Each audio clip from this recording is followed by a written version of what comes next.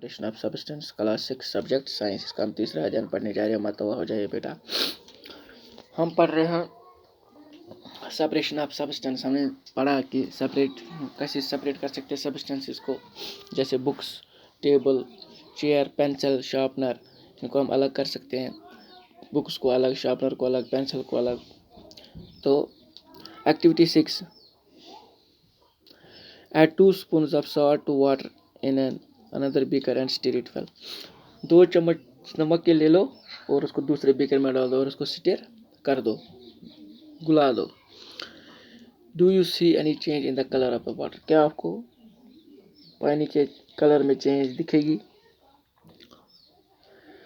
Can you see any salt in the beaker? क्या आप कुछ सॉल्ट बीकर में देख सकते हो? After stirring heat the beaker containing the salt water, let the water boil away, what is left in the beaker? Beaker में क्या बचेगा?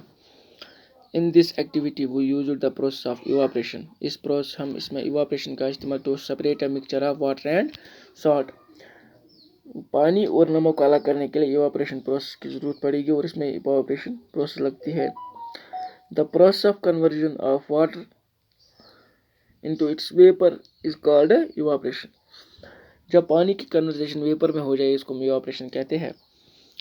The process of evaporation takes place continuously where ever water is present. Where do you think salt comes from? क्या सोचते हो आप salt कहाँ से आता है? Sea water containing many salts mixed in it.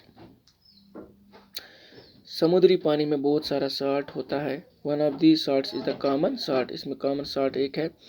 When seawater is allowed to stand in shallow pits, water gets heated by sunlight and slowly turns into water vapor through evaporation. In a few days, the water evaporates completely, leaving behind the solid salts.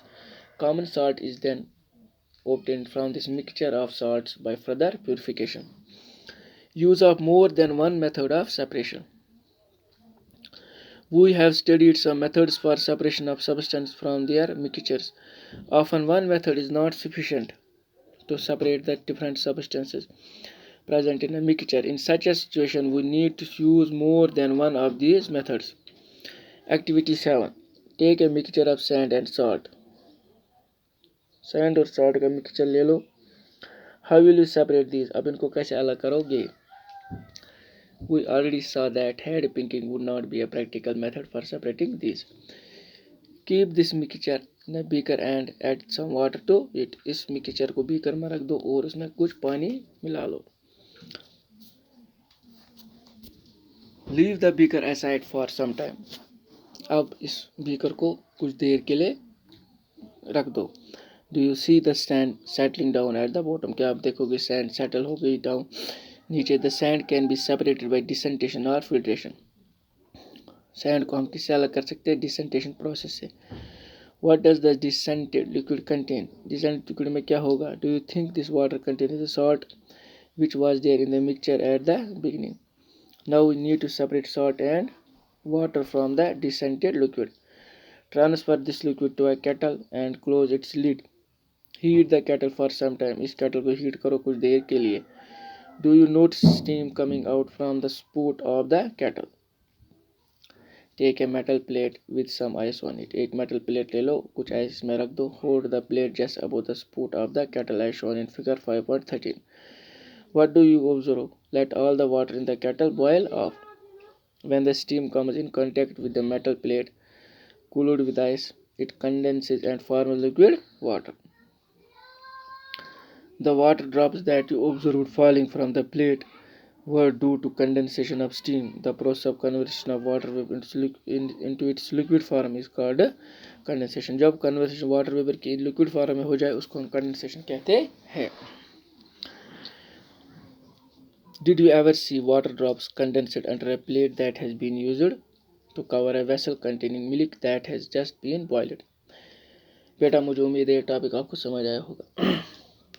इसको अपने घर में एक दो बार read कीजिएगा ताकि आपको पूरा समझ आ जाए। और आपको पता आज कौन सी महामारी आई है जिससे हम जूझ रहे हैं?